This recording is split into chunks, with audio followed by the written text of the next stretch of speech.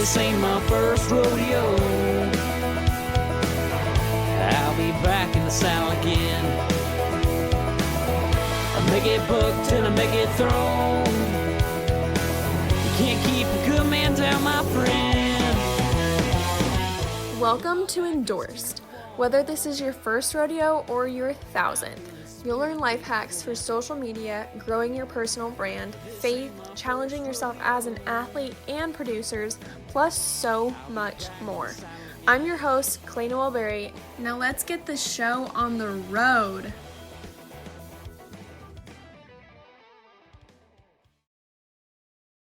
Hello everyone. Today we are back with another episode of Endorsed. Today we have the funny man in the can, JJ Harrison. The funny man in the can, she says. All right. Well, I mean, you are funny, but yeah. What else do you want me to call you? The dude that normally wears makeup, but it does now, that now has a beard. Yeah, you're throwing everyone off now with having the beard and no makeup. I really am, but the thing is COVID deal and the way it all kind of shook down, you know, I got to wear a mask in the arena, and I do that because I'm kind of the tip of the sword, and I'm going to go into the crowd and back out and in. And so I thought, you know, it is probably smart I wear one. But for the performance, I put the makeup on my face and the mask. That doesn't work because it smeared it all over. I look like Bozo the Clown. So I thought, you know what? I think I'll probably just cut the makeup for a little while and get through 2020. But my wife likes beards, so I said, you know what? I'll just grow my facial hair out, and this is where it is. This is what I look like now. You could be the first long-term clown without makeup. I've thought about that. Too much. It's an honest thing. I've actually thought a lot about this, and Justin McKee brought it to me probably 5 or 6 years ago, and he came out of the booth, and we were hanging out visiting, and he said, "Hey, why do you wear makeup?" And I said, I don't know, because I'm the clown. He said, yeah, but, you know, everything evolves, everything changes. He thought kind of how I do. I'm more of an entertainer. I don't really feel like a clown. I feel like an entertainer. And so an entertainer may or may not wear makeup. And so it was something to kind of consider. And then, you know, when we did all those professional rough stock series, I was kind of their exclusive guy, or the guy that did a lot of those events anyway. And I didn't wear makeup in any of them. And I thought this would be kind of cutting edge. This will be kind of different. And it was, you know, but what's funny, when I get into the arena and the way that I act, who I am, doesn't change at all, whether I got makeup on or not. And it's weird how many people don't even really notice if I have makeup on or not. It's not something where like, hey, where's your makeup? I never heard that when I wasn't wearing it. I haven't heard it now. Everyone's like, oh, you got a beard. You know, and so I don't know. I know that there's traditionalists out there, hardcore, old school rodeo clowns, old school rodeo guys that will disagree with me. And you know, that's just something that you kind of face in anything. But to be an innovator, you got to be one of those guys that says, you know what, this just isn't me. So I honestly feel like the day's coming where I might just be me in the arena. I don't need the makeup to be me. It doesn't define me. It's just something that I've done because it's what they did before me. But you know, hopefully I've etched my way into rodeo's record books in enough ways that I can maybe make a change that's more my style. Yeah, and I'm sure your rodeo twin that made a change in his, you know, group would really appreciate you not wearing makeup anymore. Ratty? Yep. Yeah, he's you know, yeah, he was one of the first guys to do it with the bullfighting, and you know, I think that the bullfighter, to me, it just, you know, if you're wearing makeup, good for you. Keep it doing it if that's what you like to do. But it doesn't, I don't know that it helps your bullfighting at all. I can understand where it may help certain guys entertain, you know, but I don't see the makeup, other than traditionalists, I don't see the makeup changing bullfighting in any way. But there's guys that wear it and love to wear it, and it's a part of who they are. And I would not want to take anything away from them or try to sway them from doing it, because certainly there's people that it's what they want to do. But yeah, Rowdy, he kind of set a little mark in the bullfighting, and maybe maybe I'll be the first rodeo entertainer to not wear makeup. Yeah. I mean, knowing you, I'm sure that'll come one day. Yeah, never know. I might go over and I'll get hate mail on Facebook, but I'm used to that too, so whatever. Yeah, you kind of have to have thick skin no matter what you do. Right. So this podcast is based around one question of what is the best piece of advice that you would credit your success to? People. Hands down, people. It's people I've worked with, people I've met, people I've interacted with.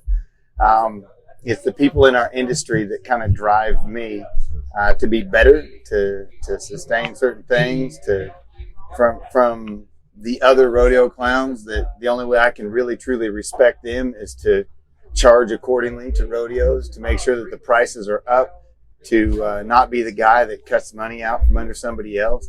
I've never been the guy that's gone cheap. I've never been the guy that anybody would even say I've gone cheap. Even my worst enemies would tell you I still charge.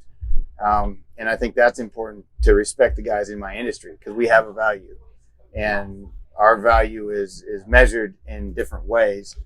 The first way, I think, is that when you have a rodeo, everything goes smooth. My role may be very minimal, and it may seem like I'm the most overpaid guy in the arena.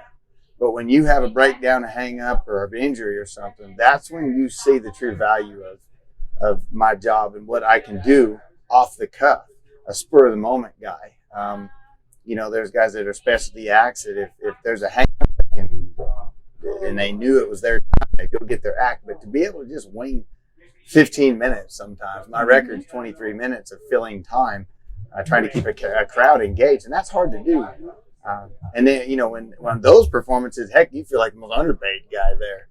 But we're a lot like a generator, a backup generator for something. If the power doesn't go out, we're just there. We're there. But man, if the power goes out, we're what everybody kind of leans on. And so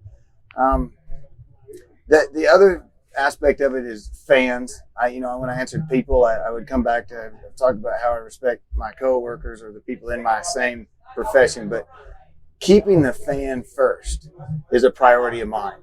And I think that it's something that sometimes we lose track of, because it's very easy to entertain ourselves, to go after doing an act or doing comedy or being the guy that's funny for the guys behind the chute, and putting our energy into that. That's never been my style. I'm truly fan oriented, and nothing changes that. And I'm not gonna sway that to try and garner a few votes or something, or try and get an accolade, because I feel like the fan is the one that really drives this whole ship. They truly are the captain of our rodeos, because they're the ticket holders. They're the ones that are buying, not only buying the ticket, but because their butt's in the seat, that's what makes a sponsor want to put money in. That's what makes people want to put a sign in the arena. If you've got a full crowd, you've got something. If you've got an empty crowd, you're struggling. I don't care if you got $8 million in sponsorship, you're not going to be there next year, because the crowd is what people look for. And so if you keep the crowd first, the fan first, you're doing things that helps them. You stop and talk every single time, even if you're tired, even if you got hit by a bully, you're injured, you're sore, whatever your excuse may be. There isn't one good enough to not stop and talk to those kids as you make your way back to the trailer, out of the arena, or whatever it may be. So you got to make time for the fans. You got to make time for the fans. And the final piece I would say when I answer people is just the people that you meet along the way, the committee people, the rowdy berries, my friends. Those are the guys that truly you got to continue to foster those relationships with, and remain buddies and remain close, because it's a weird profession. There's been times when I worked with Logan Blaisdell, a great bullfighter. I worked with Logan 4 rodeos in a row, and man, everything's clicking, and we're buddies, and all that stuff. But then all of a sudden, I don't see him for 6 weeks, 7 weeks.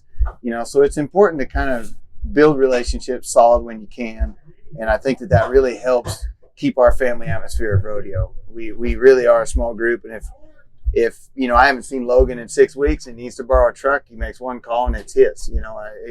I think that we lean on each other a lot in that way in rodeo, and that's one of the things that I think has helped me be successful, is that mindset.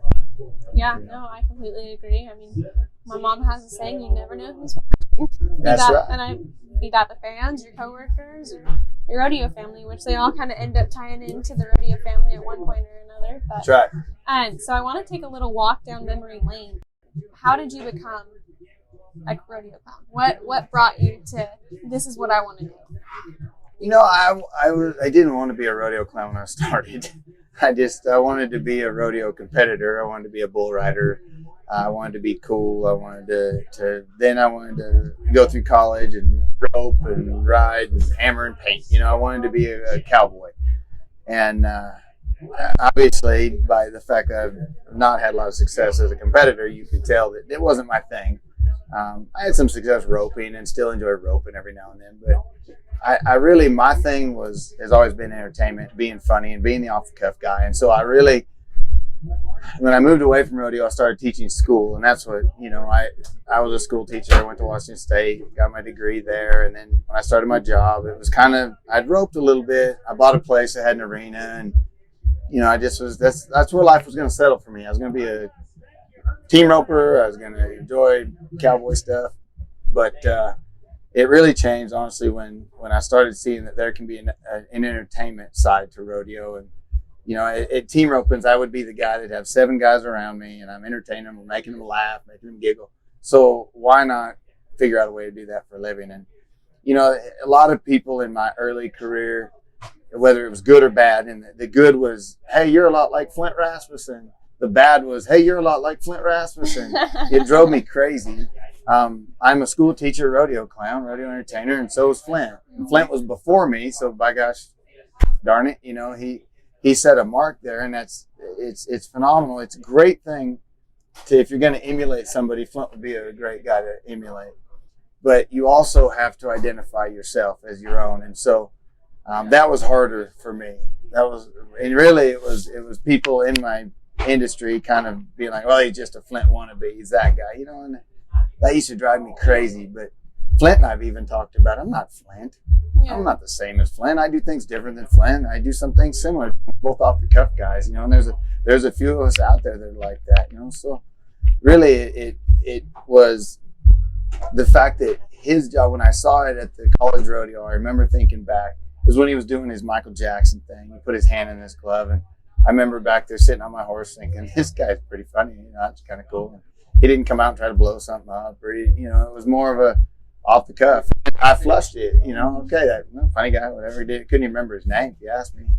And flushed it, moved on with my life. And then when I got back, Pat Beard, kind of a neighbor of mine, put a bull on, Beard Rodeo Company, back when Frank and Charlotte were still going hot and heavy. And he was putting the bull riding on in Vancouver, and he and his family they were like, hey, why don't you be my rodeo clown? And I was like, no, I'm not wearing makeup, dude. No way. That's stupid. And, I thought, well, I don't know, maybe it might be kind of fun, I want to do cowboy stuff. And we put together, I put together these little acts. I had 3 of them. I was supposed to do 3 5-minute acts. And so I drew out all this stuff, and I tried to emulate or try to be like the rodeo clowns I grew up watching. Something had to blow up. There had to be a dog in it. All these different things that none of them are me. I mean, you've seen me in the last 5 years, 10 years. I don't do any of this stuff because it's not me. But I tried to set up these acts, and damn it, every dang one of them fell apart. Like the dog came out early on the thing. My bomb, I had my little brother trip the boom, and he tripped it early and about blew my head off. I mean, they were funny, but in their own way. And so I just ad-libbed it. When it didn't work, I just ad-libbed and started screwing around. And that's when I found out my true calling. That's my thing. Just wing it. Just wing it. Get out there and wing it. Something will develop. And you got some things that you kind of lean on, but man, you don't want to get tied down to just having a script or having one thing. You want to be able to have the freedom to roll with things. So that one event, and then Frank Beard caught me right after the event and said, hey, I want to hire you 7 of these rodeos, and I didn't even have a PRCA card, didn't really even know you had to have a card. So it was funny that it just really was a word of mouth thing for me. As soon as I took off, it became, hey, here's this new guy, and he's goofy and funny and off the cuff and loves to dance. And so that's really just kind of jump started the whole gig. And I was still teaching school at the time. This was just kind of a summer gig, really. Yeah. And now you talked about everyone comparing you to Flint, but now you have people comparing other people to you. They're saying, hey, you're the next J.J. Harrison. Yeah. So what did that mean to you to realize that you had kind of gotten to that status? I don't know if it's status. I don't know what it is. I feel kind of bad for the guy that comes out wearing bell boots, throws a football, or packs fun noodles, because that's kind of been my thing. And or fat suits. Fat suits was a big one for me. I kind of, I know that people have used them, but man, I really feel like I brought them to rodeo. Oh, yeah. And so it's a very easy thing. And what's fun about a costume is that you can get the same costume, but you can tweak it different ways. So guys have tried to do fat suit acts, and they don't really stick. I don't think anybody's done one where they get horseback, and that's kind of been my number one gun, is doing that little rodeo run for royalty act and end up on the horse and flopping around. But I have had people, and it's funny because some will call and they'll be like, "Hey, this guy was doing this, you did this, he's like you." And then I've had some people that were mad about it, like, "Hey, this son of a, he's trying to be like you." But the reality is, it takes so many guys to cover all the rodeos, and you want people doing good things. And if they think that the stuff that I'm doing is good for rodeo and somebody else is doing it, then more power to them. Good for them. Good for the rodeo. There's guys that call Matt Merritt. He's a good rodeo clown. He's good about that. He'll call and say, "Hey, I'm going to have a police dog attack me." And I've done that, kind of started doing that as an act.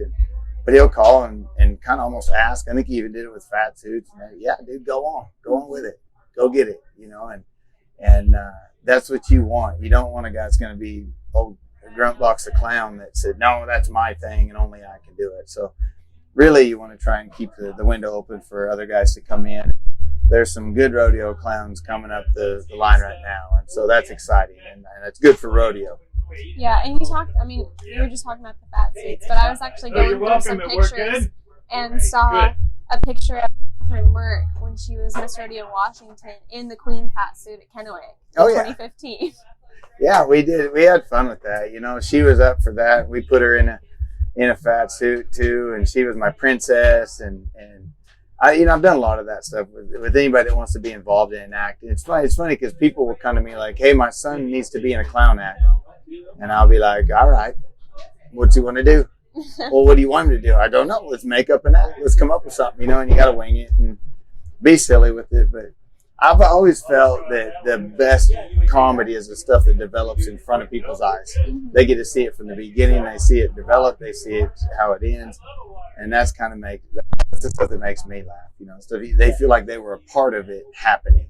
And so there's great jokes out there, but the ones that really get me laughing are the ones that, it's the fan in the crowd that's done something and you can come back to him 20, 30 times in the rodeo. Yeah. That's the stuff I always find the funniest. But yeah, and it draws people in too, it makes them not spectators, but also, participants. Part of it. Yeah. Yeah. Exactly. What advice would you give to someone that are trying to figure out their style of funny? Trial and error is going to be a big thing. Definitely take things from clowns that you've seen, entertainers you've seen, and try it out. Don't feel like you're copying. Don't worry about that. Just try out different little things. But your thing, if you are a natural entertainer, will come to you. It will come. And you'll know because it'll be the time when you get the crowd going. The other thing that I've always done is know where you are. Know, like right now we're in Hermiston at the Columbia River Circuit Finals. Know what the comedy can be there. Know about Umatilla. Know that Umatilla is, a competitor to Hermiston in football, and to call Umatilla a little suburb of Hermiston, people will love that because they live in Hermiston. So you know where you are. Don't get very political. And that's gotten some guys in a lot of trouble. And there's a lot of, it's easy comedy. It's easy comedy. 50% of people are going to think you're hysterical. 50% are going to write letters. So I would tell somebody to avoid that. It's too easy. And you were talking in Logan, Utah a couple weeks ago or months ago that, there were some jokes that you couldn't say there that you would normally be able to say up here in the Pacific Northwest too. Yeah. One of my little acts that I do is I do TV theme songs. It's actually my wife. I still don't know if she's right or not, but she'll tell you she's right. She said we shouldn't use Sex in the City because it's a very, it's just true. It's a very religious area, and she was worried that Sex in the City, that TV show, would offend somebody. And so I said, okay, no worries. You know, we don't have to do that one, but there's lots of TV shows to pick from. But, you know, you never know. So that was just one of the things that she brought up. And she typically is right. So I probably better listen to her. But it's knowing the area. It's knowing what jokes are funny. You know, I mean, it's obviously a huge Mormon population there in Logan.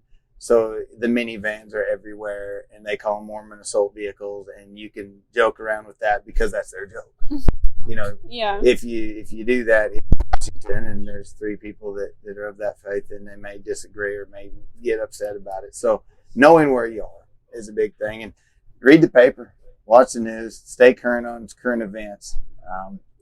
The one in Huron, South Dakota, I just did a bull riding, and you know, the lady got out and was kind of messing with a baby buffalo, and then it hooked her and tore her pants off and swung around through all over hell. It was hysterically funny. I mean, it didn't kill her, so she's okay, but what a buckethead to do that. Well, it happens in South Dakota, but it happens a lot. But she's from Iowa. So, you know, a joke in South Dakota you're going to get away with in Huron is, my gosh, you know, are there any Iowa girls here? Yeah. Hey, stay away from the buffalo. You know, you do comedy based around their stuff. And though I'm from Washington, I need to be able to know those kinds of things. I need to have those kinds of jokes. So that would be advice I would definitely give the young guys coming up. Stay current. Yeah. And, I mean, you've got some kiddos running around at home. Do any of them ever want to follow in your footsteps and be a rodeo clown? You know, I got a blended family now, and it's been fun. Huck, who, if you've been around me the last 12 years, you've met my son, Huck. He really doesn't want to do it. He's just got a really cool personality, and he's a really fun kid. But he never wanted to ride sheep. He rode a steer finally in Prineville, and I think he's one and done there. It's just not his thing. It's not what he's after. And I don't care if the kid's a ballerina. He can do whatever the heck he wants. You know, I love him to death no matter what. So I don't want to push on him to do anything because I do it. Yeah. You know, and he might end up being a commercial pilot or something. You know, he likes to fly, and he flies the airplane with me a lot. So he'll find his way. Roxy, my newest, is only 8 months old, so she's probably going to run the country. But to bring in the other 3, Bailey had 3 kids, wonderful kids that came in, Trey, Trevor, and Ava. And Trey's 14 years old, and all he wants to do is ride steers, man. He never been a cowboy, never really got to be around it. So this is, it just shot right into him, contestant side of the brain. You know, he just wanted to be involved, wanted to ride. He's ridden 3 times. He hasn't covered one yet, so he's determined to ride steers. Ava is gone. The second we get to a rodeo, we don't see that little redhead for 3 days. She's just a mingler. She has so much fun. She has girlfriends everywhere. She's off with the girls. At one point, I think it was Prineville last year or 2 years ago, whatever. I look over in the rodeo, and she's down in the chute pushing time to event cattle up, you know. So she's always going to find work at rodeo and enjoys it. But the one that has the best chance of being a rodeo clown is Trevor. He's the 10-year-old. And that kid is just always doing comedy. And he's short with a big head and just funny as all get out. I think if of any of them, Trevor's my guy that's going to end up being a rodeo clown, much to his mother's dismay. Or she actually might think it's kind of cool. I don't know if his dad will. But you know, she really likes it. You know, he's really into what I do. And so it's a hard situation there. They live in Boise, Eagle, so we don't get to see them as much. And like any, you know, struggle, we're trying to see them more. But we really just try to value the time that we have. And it's really fun that all 3 of them have just dove headfirst into rodeo. Because it's my life and it's who I am. It's what I do. It doesn't necessarily define me, but it sure comes close. Yeah. Yeah, no, definitely. And I mean, I've got to tell this story about Trevor, but I mean, at the Basin City Freedom Rodeo that we had this year, I ended up doing a little babysitting of him and the other kids. And I remember Ava and Trey were like, and Huck were like, dang, he just had a Mountain Dew. Like, it's 10 o'clock at night. He's going to be wired in the car, and we don't want to deal with him. And so I looked at him and I was like, Trevor, you're going to go run laps in that arena. Oh. I mean, I think that kid, I told him 10 laps, and that's a pretty big arena. It's a big arena. How little he is. And he ran about 7, and I mean, he definitely had the clown aspect of falling down and making a big scene of it, and making us laugh. And the more we laughed, the more he did it looked like. Yeah, he feeds off of attention, And he's not afraid to show off for pretty girls. That's his thing. He won't admit it, but oh my gosh, he is. Yeah, he may not be my blood, but he's damn sure my kid, because that dude is he's me at 10 years old. Yeah. A showman, funny, dancing around, and yes, did you give him the Mountain Dew? No, I did not give him the Mountain Dew. Jesus, because that didn't end well. He was bouncing off the truck on the drive home. Yeah, and then we saw him a couple days later, and we stopped by your house, and I walked in, and he looks at me, and he's like, You made me run laps. Yep. Yeah. No, but he's a showman. That's what I said. He's probably going to be the one that ends up the rodeo clown, and, maybe Huck will announce rodeos, or maybe they'll all do something else. I don't care. I just want them happy and healthy, and that's what you root for with your kids. And if they do something that you have an interest in, that's a bonus. But you're into what your kids are into, man. If whatever they get into, I'm gonna dive headfirst into it for them and be involved with them. Yeah, no, definitely. And so you mentioned Roxy. So how is it now being a girl dad? Dude, I asked you about this. Yeah, you did. Right before she was born, you said, man, right I don't know what to do. And it was great because I asked you on the day that you must have been pissed off at your dad or something, because you were like, well, my dad, he didn't do this. And you didn't do it. And I was like, damn. So then I was even more afraid. Uh-oh. It's so different.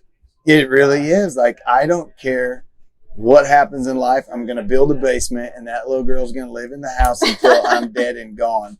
And then I'm going to put Fort Knox around it, and no one's getting in. She is so cool. She's so cool. And, so much of life is who you're with. And my wife now is just, I don't even know how to describe her. I don't even know why I'm tearing up about it, but she's everything in my world. And she's made everything better.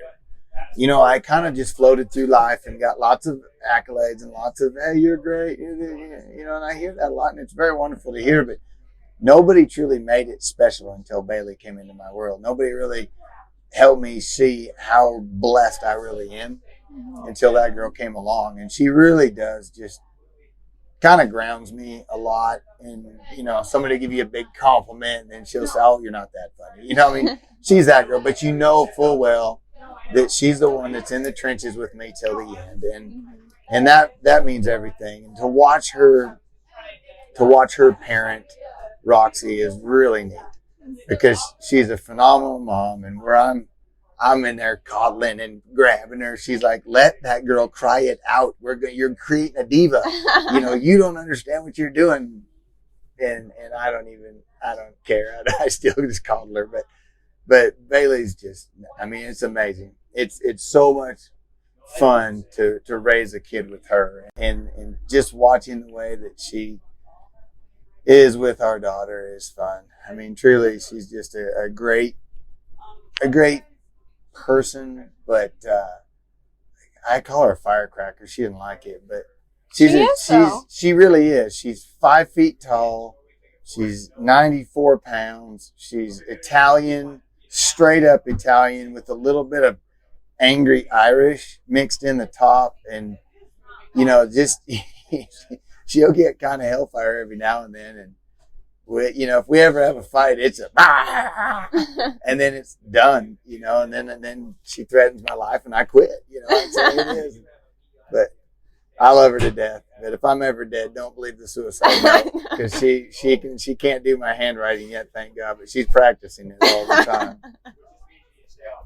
All you guys are firecrackers in your own way. Huck's kind of shy, but I remember watching him grow up, and yeah, he definitely had that. It wouldn't come out a ton, but when it did come out, he's finding his comedy, and I think that it's hard for him. He's had to grow up with, and it's not that we're big rock stars, because we're not. We're in such a small little world, but we have a notoriety. We're kind of, people will know us, and so he's had to deal with a dad that, quasi celebrity that people know, and everybody wants to tell stories about me, and so when we're in a large group, he doesn't have a lot of moments, and it's hard for him to find his way into a conversation, because they typically want to be, if they're fans or they're kids his age, they come to the trailer, they come from, like Sister's a good example. We park the bus, kids will come over they'll be his age, and he'll want to engage with them, but all they want to do is stare at me. Yeah. All they want to do is get a football or a Nerf football or something. And so for a while, he learned that he would take kids into the trailer, and pretty soon he'd give away any of my things. And, like handing out my suitcase thing or sometimes, you want this? And that was his way of making buddies. But he's finding his way of being an entertainer, and he's doing a good job of it. We have to tell him, you got to keep working on your comedy. That wasn't very funny. That was kind of mean. You want to have a balance on it. But he's figuring it out, and it's hard. It's hard to grow up. I'm sure with somebody that has a little bit of notoriety, and people will kind of focus on me, and I'll introduce them to my son, and they'll hey, and then right back. Usually that's why I always give kids so much attention when the parents are visiting with me or anything. I always try to talk to their kids a lot too, ask their kids questions, be involved with their kids, because I want them to see that hey, let's, I'm the entertainer. Let's make this about your kids. Mm-hmm. Make this about your kids. No, I won't sign your boobs. It's not me. That's happened numerous times. It's crazy. Yeah. I can't even describe it. Like people will get caught up in the moment, want me to sign them, and their kids will be sitting there. What are you doing, lady? Come on. Yeah. So earlier you touched on that you went to WC when you got your teaching degree, and I think that's something that not a lot of people know about you nowadays. I mean, obviously we know that you're a huge Cougar fan. I agree. Go Cougs. Go Cougs. But they don't know that you used to teach special needs and at-risk children. So how did you kind of get your way into that? What drew you towards teaching those kind of kids? My dad was a teacher. My mom's an attorney. My stepdad's a judge. But before my mom was even an attorney, she was a school teacher also. All my aunts and uncles are teachers. It's kind of the family business, and so I went through school and I was an athlete, and I tried to play sports, and I kind of dreamed of coaching someday, and being involved in schools seemed like the natural way to do that. And, my mom was a driving factor in you're going to school. I was going to go to school, and I wasn't even going to go to school. I was going to work for the Forest. Yeah. So, in a nutshell, I enjoyed teaching a lot. I loved it. It was my mom that drove me to go to college. I would probably be a smoke jumper still today if it wasn't for her. I like, that aspect of life, fighting forest fires, and that was kind of macho fun. But my dad was a good school teacher, and you kind of want to emulate your dad's. Every kid does, every boy does at some point. So it was the fact that he was a good teacher kind of made me want to be a good one, and so that made it kind of fun. Yeah, and now you kind of still, even though you're not teaching, you still go around to schools and stuff, and you have your anti-bullying little spiel that you do. Mm-hmm. I still try and spread a good message and try to be a positive influence for kids, and that's one of the ways that we do it. I created an anti-bullying assembly about 12 years ago now, maybe actually more than that, 2005. Good grief, that's 15 years ago.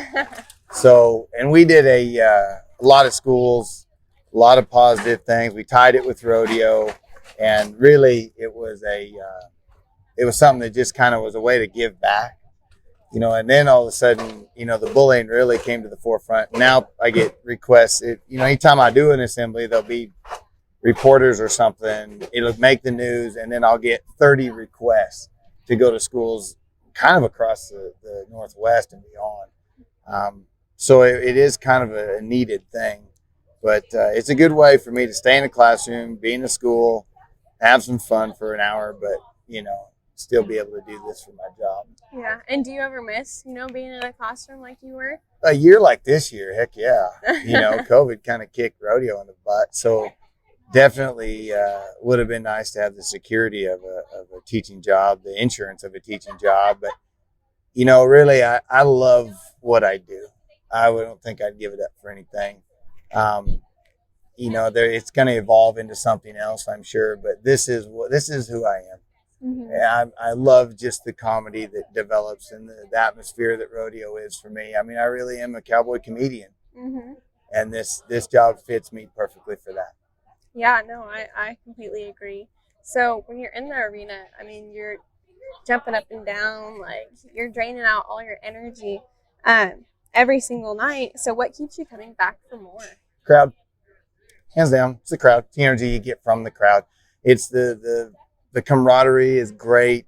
Getting to work with Jason Buchanan or Steve Kenyon like we are here is a bonus.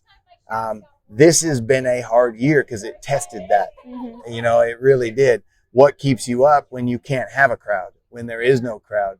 And the reality is it still is the people that are here. This particular rodeo, honestly, it was the viewers at home. Mm-hmm. I know we're televised. I know I'm entertaining people. So maybe it's the TV personality in me. I want to entertain that guy sitting on the couch. And we don't have a big screen. I don't have a teleprompter. I don't know when I'm even on. So you got to always be doing something. Yeah. So if that camera does hit me, or if I do get my moment, I take advantage of it. Yeah. So the guy sitting on the couch, we didn't have a big crowd here. So you can get feedback from them. And I heard them laugh a few times at dumb things I said, but it's the mindset of I'm entertaining for a crowd, mm-hmm. And how did you kind of change your mindset from, not being televised to all of a sudden being on television? I think I kind of, I've been friends with Steve Kenyon for long enough, and he's got a good knack for that. Kind of watch how he does it. You can tell the difference. Steve Kenyon announcing with a crowd, Steve Kenyon announcing for the television, and you can see the things that he does. And so I think that's kind of important for me to emulate, to kind of be like that, mm-hmm. to learn from that. Justin McKee, another one that's that's done amazing things with this Cowboy Channel, and so it's so good for rodeo. And I know that it's hard sometimes on rodeo. It really is to try and build a break, or because they're shooting them live. We're just live, mm-hmm. And so rodeo is so many unpredictable things can happen. So it's so scary to be live on TV, but it's so important for the world to see it. Yeah. That hey, this is us. We're not afraid of this. We're going to keep pushing forward. We're going to keep doing things that we've done for years, and we're just going to be smarter about it. Yeah, no, I completely agree. So you kind of touched on this a little bit earlier, but you have your pilot's license and you fly a lot. So tell everyone about how that came to be and what interested you in that. Always been a pilot in my heart. Always had an interest in aviation. I'm a guy that always looks up when the motor sound is upstairs. When you hear an airplane, we all get up and look at it. And so it's one of those things that in 2009, I think I really started getting my.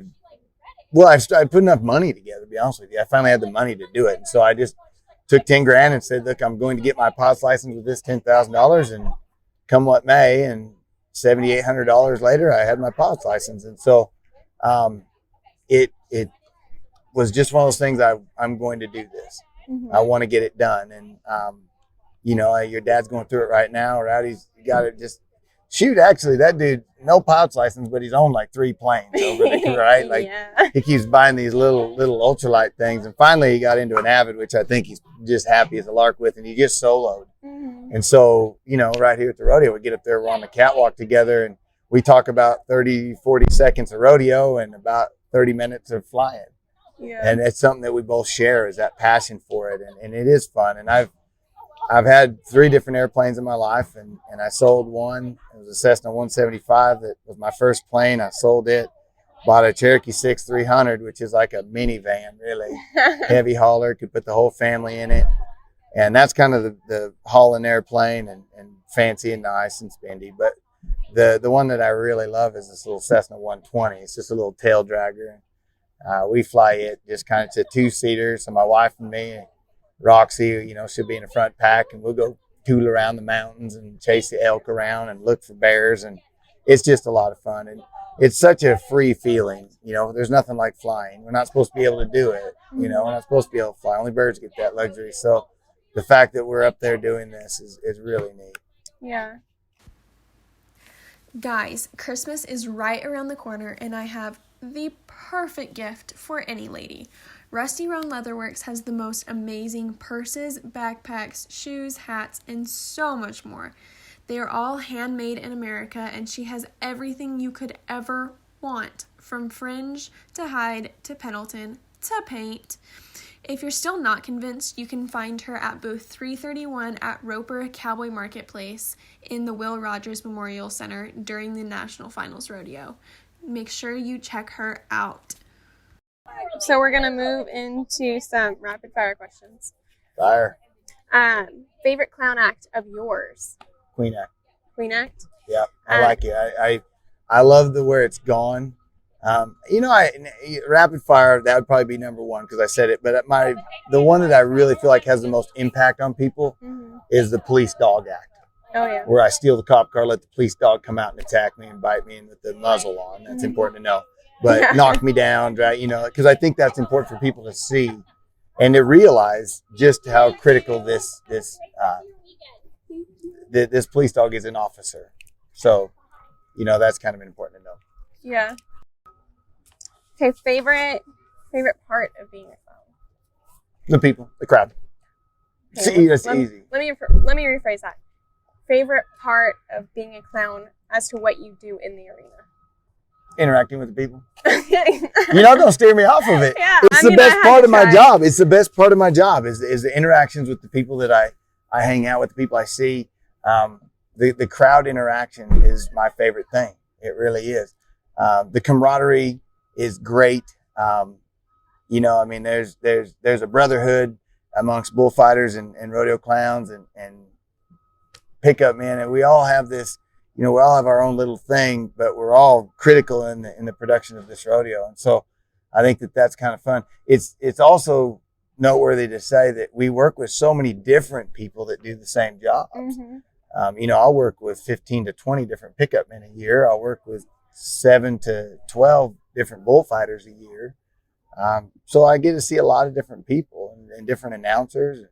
Working with that is definitely sometimes a challenge, but it's the greatest challenge you can find. It drives you to be better, drives you to be good at your job. Yeah. So not favorite rodeo, but favorite arena to work in. Sisters, Oregon. Sisters, Oregon. I love that rodeo arena because they just sit right on top of you. They're all from Bend. Half of them never been to a damn rodeo, and they're just nuts. They just want to have fun. They just want to scream, and so I do like that arena. Ellensburg is another one that is just fantastic. It's just nostalgic. It feels big, it's awesome that way. I only got to do Pendleton once. I hope to do it again, but gosh, Pendleton is, you can't not talk about it. Yeah. Having that big green mile in there is cool. And so, I think they're all special in their own way. Every rodeo arena is going to be unique in its own ways, but to answer the question and be honest about it, I think Sisters Arena is probably my favorite. Mm-hmm. And what's your favorite crowd that you've seen so far throughout your career? Gosh, you're gonna make me say the same thing over and over again. I've said it so many times, and Sisters is so special to me because it was the first big rodeo I got to do, and it was the one that took the chance on me, the big rodeo that took the chance on me, and so they and then they helped springboard my career to where it is, and so I always say Sisters is my favorite rodeo. But man, I tell you, Clovis, California, oh my gosh, it is so fun down there. And any of them in California, to be honest with you, from Poway, San Dimas, Red Bluff, Stonyford. Oh my gosh, Stonyford. The ambulance in Stonyford is a helicopter because they can't. You're going to die in a car. It's an hour to the hospital by car, so they bring a helicopter in. That's the ambulance, So that's kind of fun. Stonyford, California. Sonora, California is right there at the base of Yosemite. My wife loves it. We go there and hang out at Yosemite National Park, so there's a lot of cool things. Every rodeo arena's got its differences, but truly that's if I'm being honest, it's going to be Sisters. Yeah. And growing up going to that rodeo, it's a pretty it was a big one. It was a big deal. I know it was really important with your dad. I know that retiring out of Sisters was probably one of the hardest ones for him. Oh yeah. Because it's the only one where I really saw it. Shed a tear. You started tearing up. I really did. I really saw it then when we were doing a little tribute for him. I could tell that quitting Sisters, stopping that rodeo was going to be hard. Yeah. And it was the next year because it was like this is when I normally go to Sisters. Yeah. Yeah. I do my run. Yeah. That year they brought him a 175-pound sculpture of wood. Yeah. And what the hell are you gonna do with this? Yeah. Well, it's sitting in our living room at home. Yeah. On its own little pedestal. That sucker is huge. But actually, it weighs more than I do. Well, 175 pounds. Clay, I don't need to break this to you, but most things weigh more than you do. That's true. So favorite rodeo memory? Ah, gosh, there's just so many of them. You know, I think probably the one that gets immortalized the most is when the bull knocked me out of the arena. But that's happened twice. That happened in Sisters, happened in OMAC too. Mm-hmm. Your dad was at both of them, by the way. Yeah. And, you know, I just have too many of them. There isn't a way I can pinpoint one. Probably one of the memories that always sticks in my head was the very first rodeo I did, with the community college rodeo in Walla Walla. And I worked this rodeo, and a guy came up I didn't know, and he said, "Hey, Howls want to talk to you." I had no idea who the Howls are. I don't even know what that means. That's a real thing. And he said, "They're over there on their truck." And it was 2004.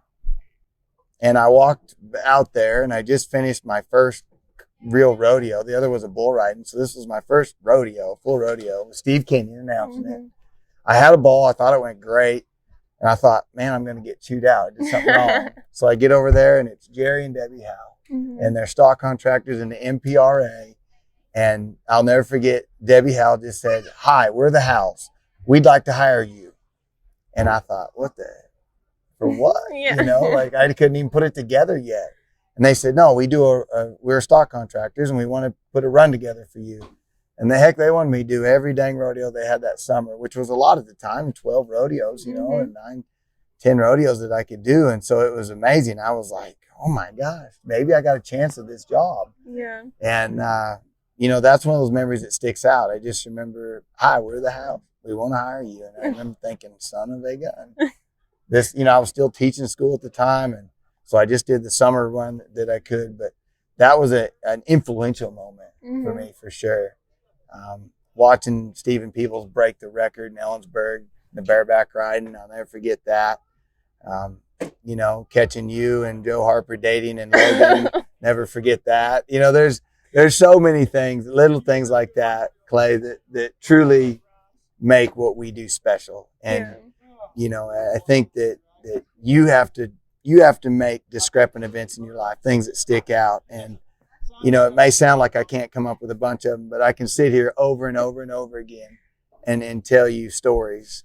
And it just, at the end of my career, I'm going to have a suitcase full of buckles that are going to be special and great, but it's going to be the memories that I really live off of. Yeah, no, I completely agree. So there's this thing that I always do to end every episode, and it's actually this little thing that my best friend showed me. So I'm going to ask you 3 questions, and you're going to have to describe your answer for every single question. Describe my answer? Yep. So first question is, what's your favorite color? Blue. And then what's 3 words to describe blue? 3 words? Mm-hmm. Very cool color. Okay. Favorite animal? Penguin. That's an interesting one. 3 words to describe a penguin. Always dressed up. Yeah, I think that one's going to be pretty true. And then favorite type of water, be that ocean, river, lake, rain, snow.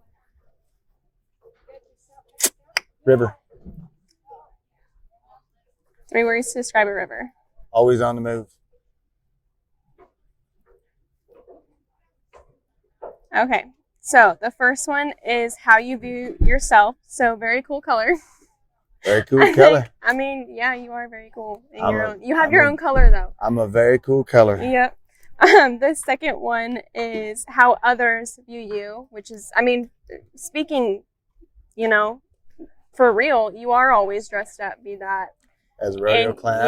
Yep. I mean, that's how, I mean, this one's going to be a literal for these 2. And then your favorite type of water is how you view love.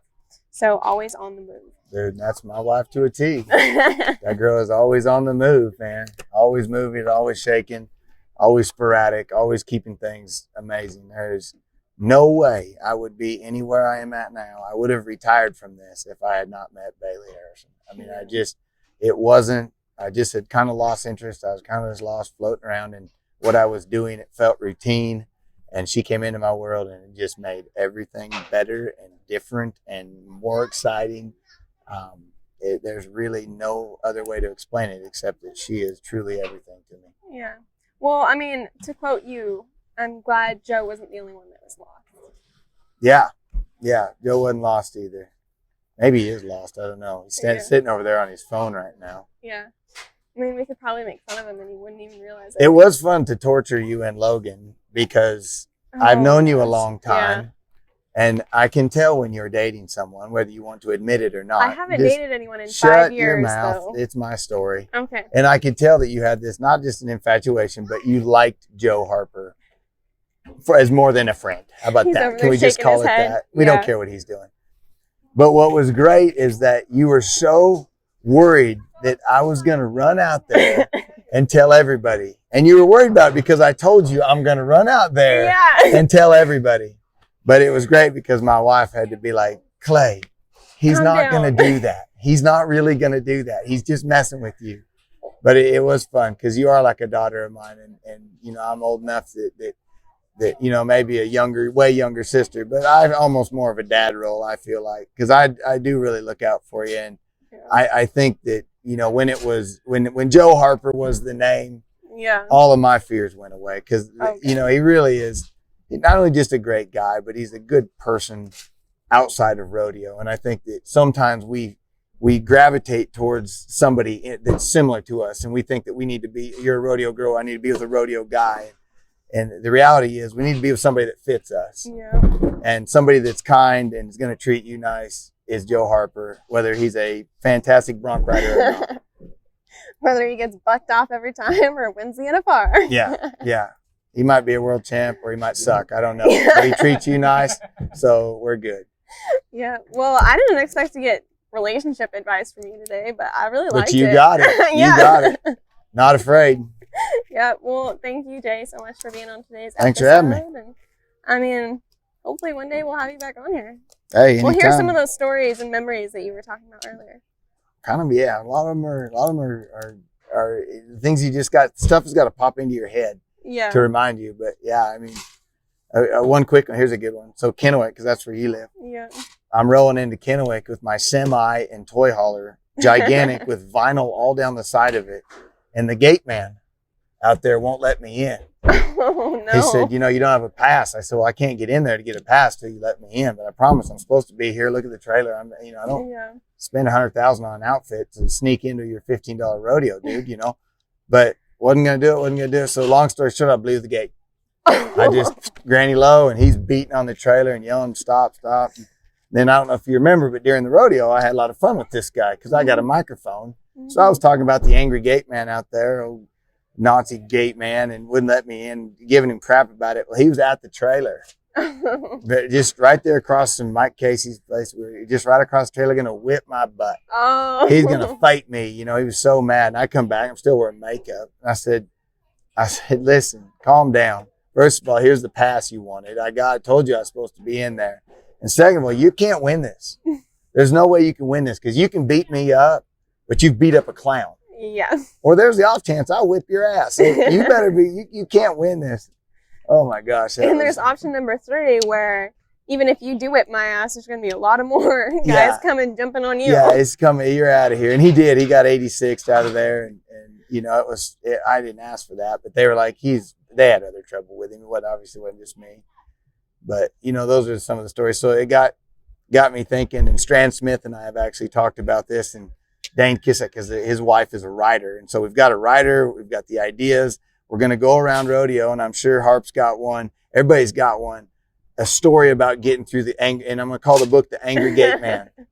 And it's just going to be a group of, yeah, of course you do. It's going to be a series of short stories about people, and they're trying to get in through the gate man to get to the rodeo. Yeah. So be on the lookout for that, because it's going to be out there. What? Joe Harper says, #canceled gate man. Canceled gate man. Got to have them. I mean, they're volunteers, but you don't want to have the power hungry guy out there. Yeah. The guy with the ponytail. Oh yeah.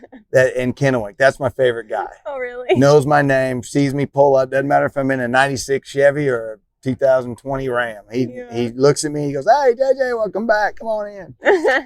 Those are the guys. Yeah, those are the cool ones to have around, and whether they realize it or not, they become part of the rodeo family because there's something that you're always going to remember. You bet. Cool. Well, thank you again. Giddy up. Thank you. Thank you so much for tuning into today's episode of Endorsed. If you like what you heard, have questions or suggestions, please leave a review. As always, you can learn more about Endorsed by following along on Instagram at Endorsed Podcast or look us up on Facebook. And finally, a huge thank you to Tommy Brandt too for letting us use This Ain't My First Rodeo as the intro and outro song. If you're interested in hearing more, look him up on Spotify and Apple Music.